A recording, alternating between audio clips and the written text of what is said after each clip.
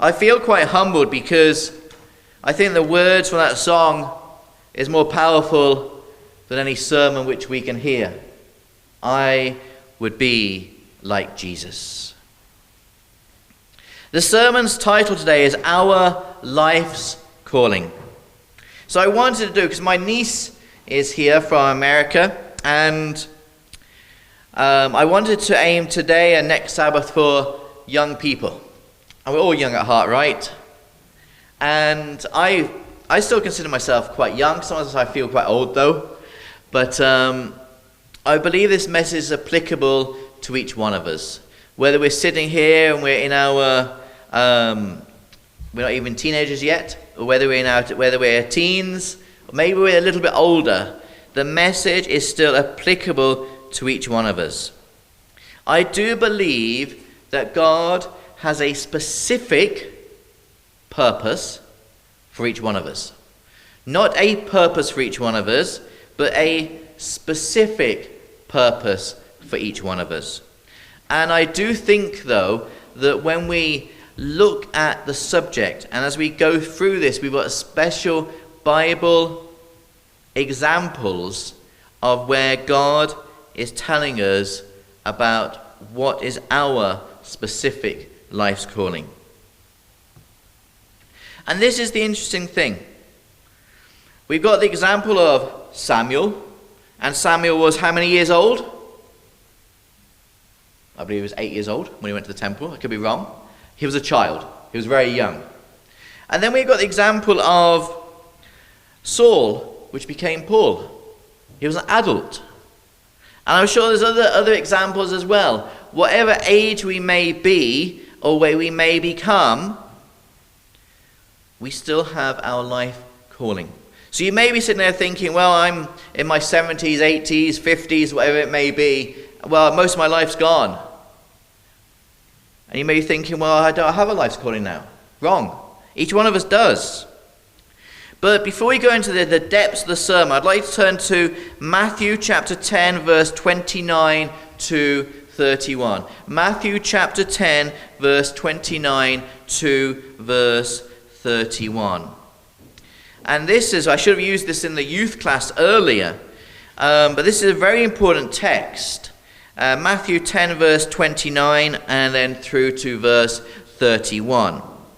Are not 2 sparrows sold for a farthing, and one of them shall not fall on the ground without your Father?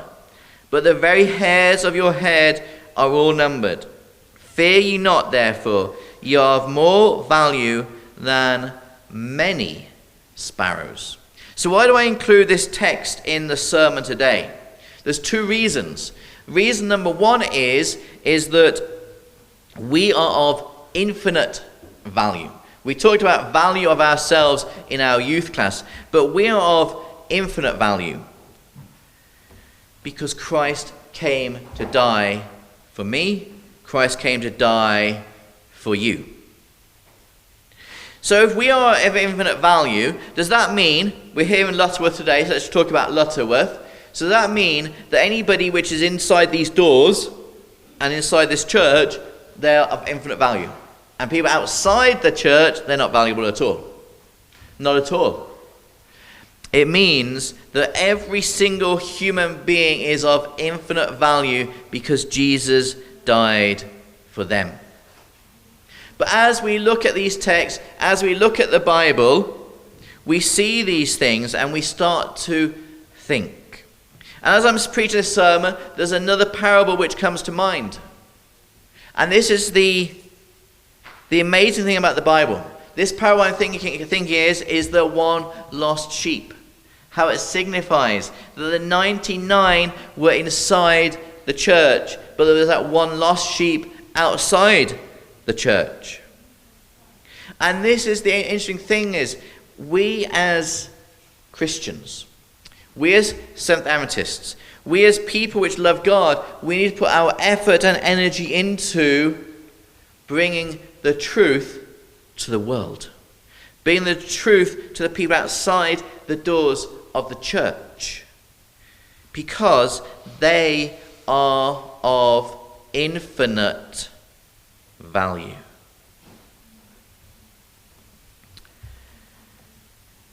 So the question is, what is life?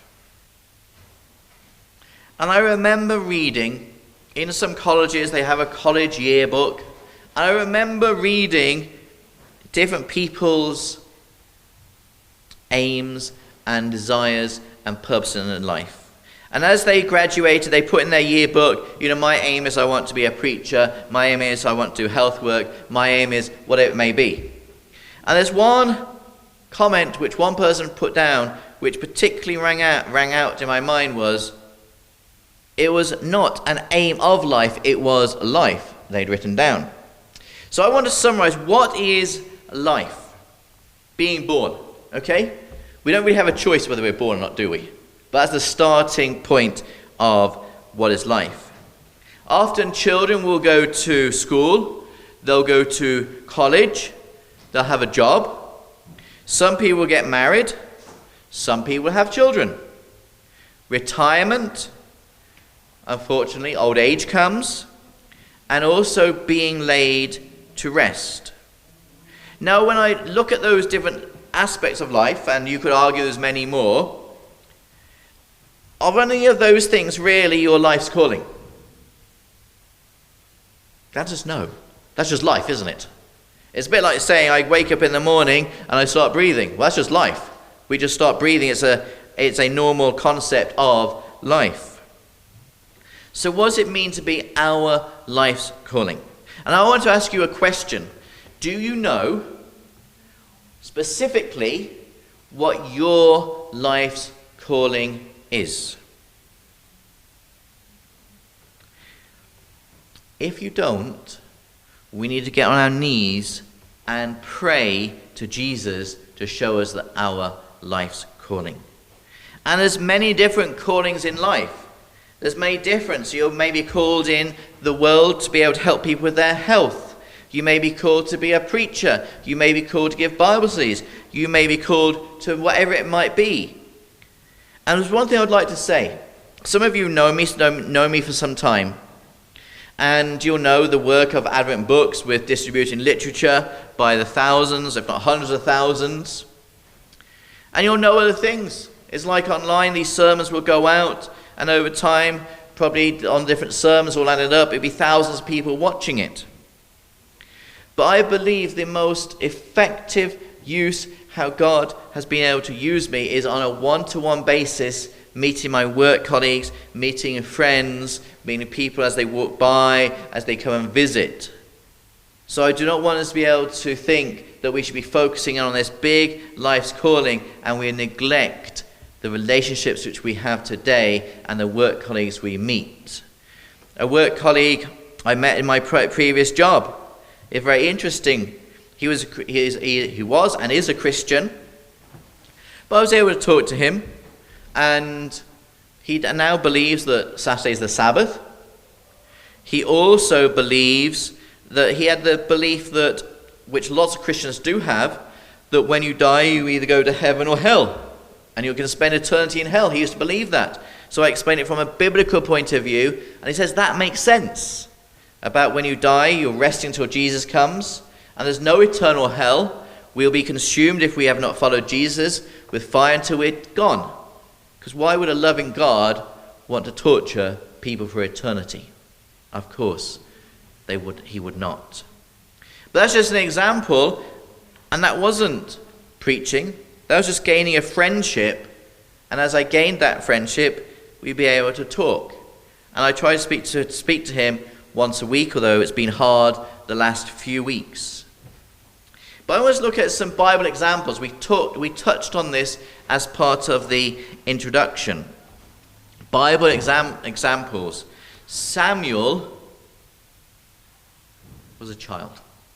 And this is probably one of the biggest things. I want you to turn your Bibles to 1 Samuel chapter 3, verses 1. So that's 1 Samuel chapter 3, verses 1 to 11. I wish I could remember how old Samuel was now. I thought it was 8 for some reason, but 7, okay, I'm a year, thank you. 7 years of age. And often we think 7 is too young. It's not. Often we think maybe 80 to 90 years is too old. It's not. So 1 Samuel chapter 3 verse 1, which we read in a few moments. You see, as you go through life, what is the greatest thief of time? What's the greatest thief of time? Procrastination.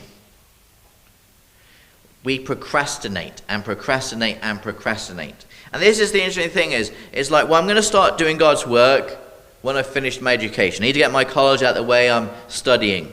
And then you think, well, I'm going to do God's work once I've paid my mortgage off. And then you think, I'm going to do God's work once I retire. When I retire, I'm going to have loads of time. But if you fall into any of those categories, there's one thing I can guarantee.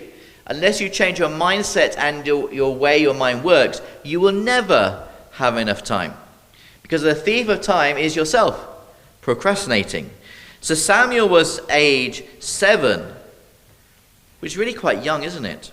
But let's start reading. 1 Samuel chapter 3 verse 1. And the child Samuel ministered unto the Lord before Eli. And the word of the Lord was precious in those days. There was no open vision. And it came to pass at that time, when Eli was laid down in his place, and his eyes began to wax dim, that he could not see. And ere the lamp of God went out in the temple of the Lord, where the ark of God was, and Samuel was laid down to sleep. So we see here Samuel is in the temple. Samuel's quite simple so far. Samuel's been laid down to sleep. Then in verse 4, that the Lord called Samuel, and he answered, Here am I. And he ran unto Eli and said, Here am I, for thou callest me. And he said, this is Eli replying, and he said, I called not, lie down again. And he went and lay down. And the Lord called yet again, Samuel. And Samuel arose and went to Eli and said, Here am I, for thou didst call me. And he answered, I called not, my son, lie down again. Notice what's happening. God is calling, Samuel's trying to answer. God is calling, Samuel's trying to answer. But let's read on. Now Samuel did not yet know the Lord, neither was the word of the Lord yet revealed unto him. And the Lord called Samuel again, the third time. And he arose and went to Eli and said, Here am I, for thou didst call me. And Eli perceived that the Lord had called the child. Sometimes in life we're looking for God's calling, and as we're looking for God's calling, we don't persevere. It's almost like we have a casual conversation. God, I want you to know what I want to do in my life. And maybe God has answered, but we're not listening. But notice what's happening here with Samuel and Eli. Samuel's being called not once, not twice, not 3 times, but on the 3rd time, he then realizes it's God talking to him. And that's the same as with ourselves. God is trying to talk to us, but are we listening?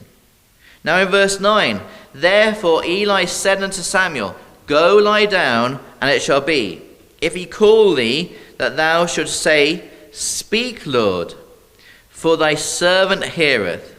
So Samuel went and lay down in his place. And the Lord came and stood and called me at other times, Samuel, Samuel. Then Samuel answered, Speak, for thy servant heareth. I just want to pause one moment. When we go to God asking for direction, do we go to God and say, Look, God, I've got this plan. I want to do this, this, this, and this. I want your approval. Or do we go to God and say, God, I'm your servant. I'm listening. Notice the difference. I do believe that God expects us to use our brains with things, but we need to have a brain which can absorb God's word, and we can listen to what God says to us. Because in verse 11, And the Lord said to Samuel, Behold, I will do a thing in Israel, at which both the ears of everyone that heareth it shall tingle. So God is calling Samuel, and Samuel is there as a willing servant for God. Now, how old are you girls again? 9 and 7. Okay. So Samuel was the age of the youngest person in this room. And God had a work for Samuel. And I believe God has a work for each one of us. And as we're sitting there praying and trying to see what God's work is for you and I, should we just say, well, I'm just going to sit down in this chair and just do nothing until God specifically tells me? We still need to be active, trying to help others and bring people to know Jesus. But I like the example of Samuel, because whatever age we are, we can still help and still follow God's calling. So there's another person I like the example of in the Bible, and this is Saul. Does anybody know the story of Saul? Saul became Paul. And I want you to turn this time into Acts chapter 9, verses 3 to 9. So Acts chapter 9, verses 3 to 9. I'll give you a few moments to find this. But I like this example of Paul for two reasons. Because often, traditionally speaking, you go to school, you learn, then after you've been to school, you then maybe go to college. And then you go to college, and maybe sometimes you go to college to learn to be a Bible worker or preacher, whatever it may be. And then you spend the next 30, 40, 50 years of your life in that particular training you've just received. But Paul, does anybody know how old Paul was? Or Saul was? Does anybody know?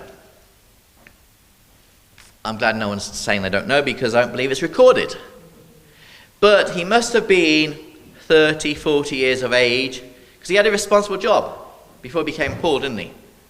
He had a responsible job. His job was to go around and round up all the Christians and have them persecuted, have them killed for being Christians. Am I right? That's a quite responsible job. And the reason why I like the story of Saul is for two reasons. He was older, but God still called him.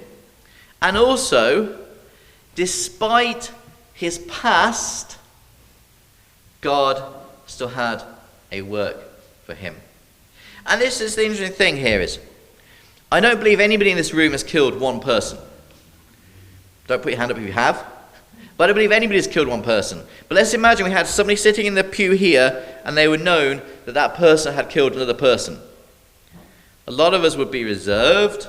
A lot of us would be, whoa, we're not talking to that person. But Saul was actively rounding up the Christians and persecuting them and having them executed. But God had a work for that person. So I don't want anybody to be able sitting in their pew today thinking, either I'm too old, or thinking God can't use me because I've done all these bad things in my life. Because one thing for sure, if God can use somebody which would round up the Christians and persecute the Christians, he can use you and I today. But let's go to Acts chapter 9 and verse 3. And this reads, "And as he journeyed, he came near Damascus, and suddenly there shined round about him a light from heaven. And he fell on the earth, and heard a voice saying unto him, Saul, Saul, why persecutest thou me? And he said, Who art thou, Lord? And the Lord said, I am Jesus, whom thou persecutest. It is hard for thee to kick against the pricks. And he trembled, and astonished said, Lord, what wilt thou have me to do? And the Lord said unto him, Arise and go into the city, and it shall be told thee what thou must do. I want to pause there one moment. What's that basically saying? Saul's been traveling, and the Lord appears to him, and he says, I am Jesus, thou persecutest. Because if you persecute God's children, you're persecuting Jesus himself. kick against the pricks. What does that mean? You're resisting me. You're resisting following Jesus. But going back on to verse 7 now. And the men which journeyed with him stood speechless, hearing a voice, but seeing no man. And Saul arose from the earth, and when his eyes were opened, he saw no man. But they led him by the hand and brought him into Damascus. And he was there 3 days without sight, neither did eat nor drink. And we know the story of Saul. Saul became Paul, and Paul went out there to work for Jesus. So I don't want anybody to say, I've been too bad. I've done this, I've done that. I can't follow Jesus. I can't work for him. If Saul could do it, we can do it. And the interesting thing is, when you look at Christ's disciples, most of the disciples, if not all the disciples, they came from a very interesting past, didn't they? You know, some of them are fishermen, rough fishermen, but God was able to use them. Because what's the number one requirement to be in God's work? Number one requirement is to want to follow Jesus. Number two requirement is to be willing to follow Jesus. Now, if Jesus was alive today and he was sitting down with people, they would recommend that he would go to where? To get their workers. You know, Jesus went and found fishermen by the sea. But maybe they would have said, you need to go to the temple.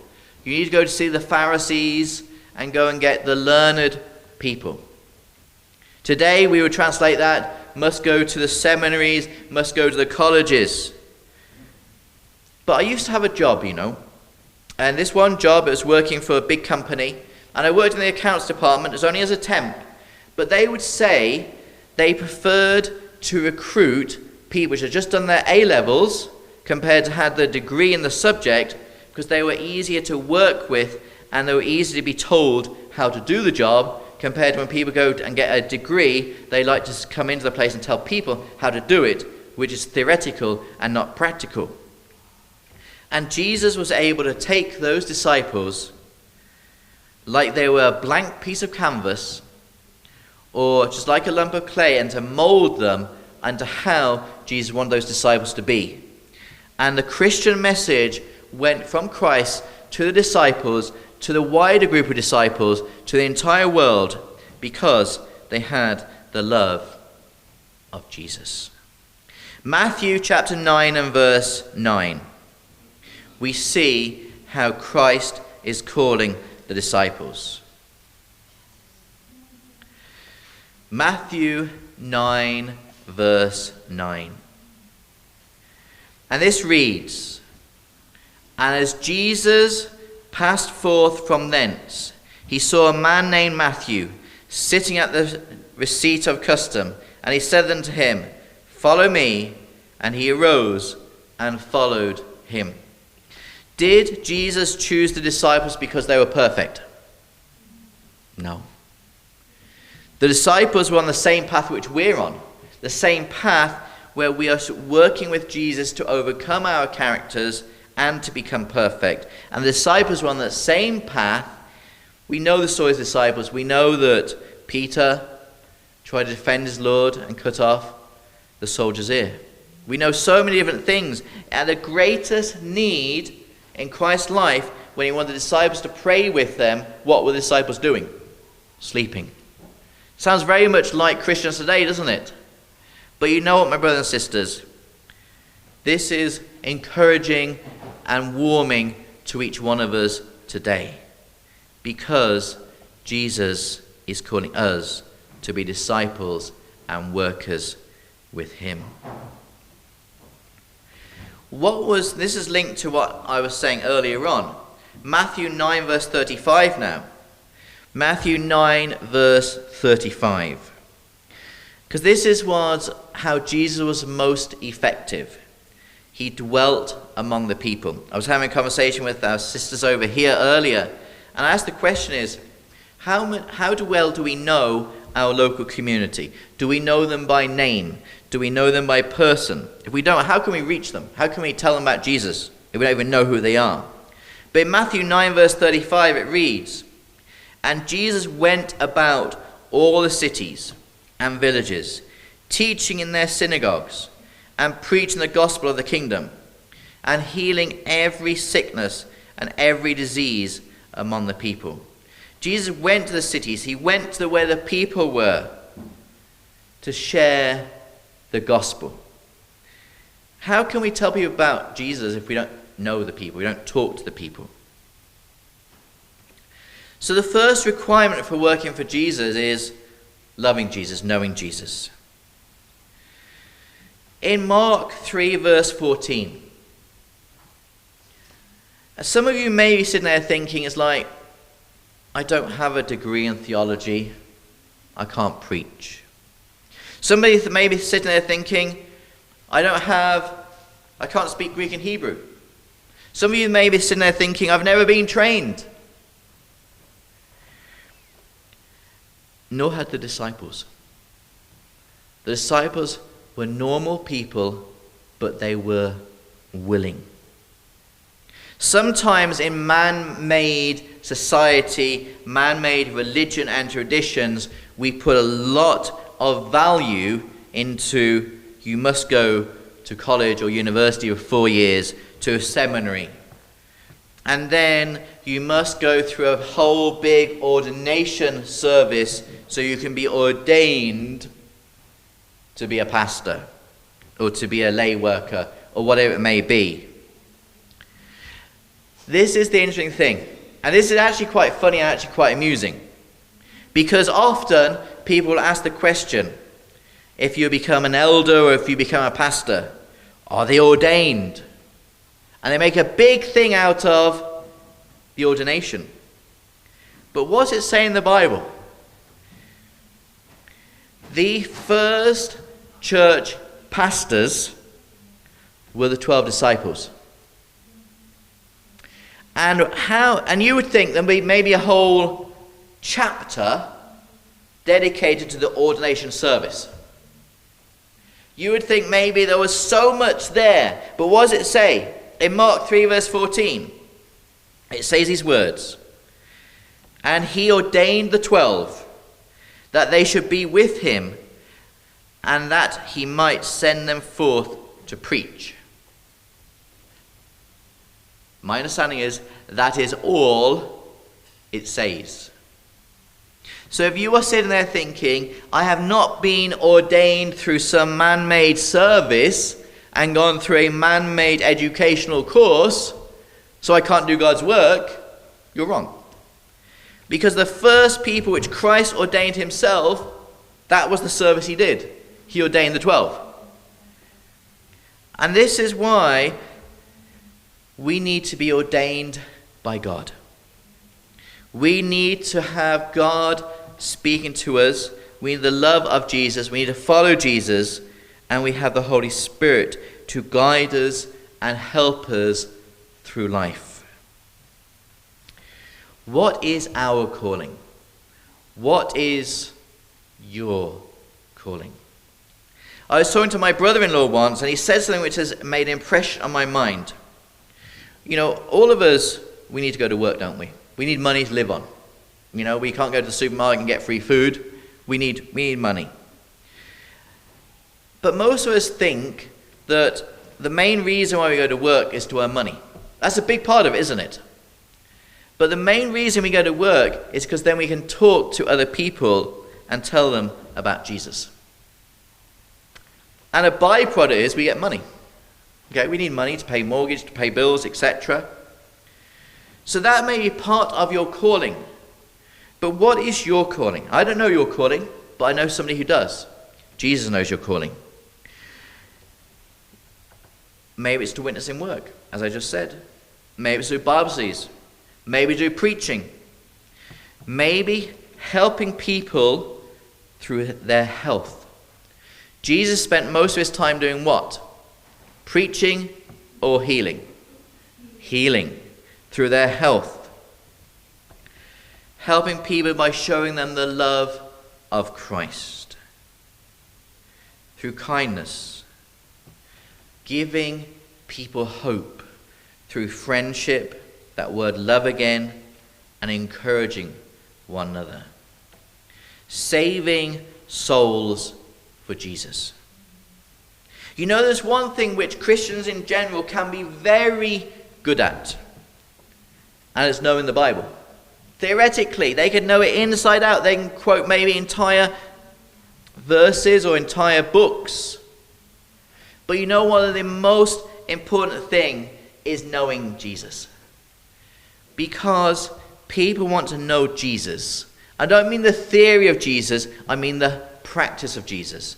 And when I say the practice of Jesus, what I mean is how we treat people out on the street, how we treat people in our workplace, a practical sense of knowing and loving Jesus. And when people come into church, whatever their past may be, whatever problems they've had in the week, whether they've been able to live a righteous life or they've fallen into sin in that week, they need to know that when they come to meet proper Christians which love Jesus, which do rely on their Bible, but not just for doctrine, but for genuine practical Christianity. They know that they can come to us. We will not judge them, but we'll take them to the foot of the cross to see Jesus. I believe that everyone in the kingdom of heaven will have a crown. We're told that. And on that crown there will be jewels. And those jewels will represent those which we've told about Jesus. Our aim, my brothers and sisters, is to hasten Christ's return.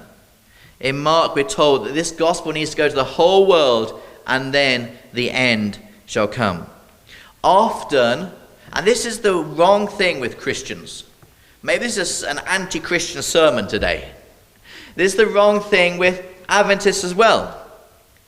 We often judge the success of a church based on how many people are sitting in the main service. But the success of a church is down to what the church does outside of these doors compared to inside of these doors. We can measure the success of a church not on this earth, but in the heavenly kingdom. Because so often we think, we've got to get Bible studies, we've got to get baptisms, and that's very important. We've got to get people to church. And I love to see people in church, don't get me wrong. But that's not the aim. The aim, by God's grace, is to take them to the foot of the cross, introduce them to Jesus. And the aim is to see them in the heavenly kingdom. An eternal aim.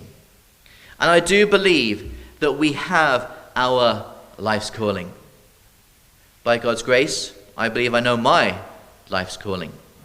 My question to you, do you know what your life's calling is? And my challenge to you, if you don't know your life's calling, is for you to be able to go home this evening, kneel down and pray, and ask for God to make that clear to you. If you do know your life's calling, my challenge for you is to go home, get down on your knees and pray so God can help clarify and tweak that life's calling. So we can be walking with Jesus. You know, my brothers and sisters, I have a friend. And my friend, he's not a Seventh Adventist yet, I keep saying that. But when he was 40 years of age, he retired. He went off to Asia, was on a small yacht, now has got a farm, and he retired.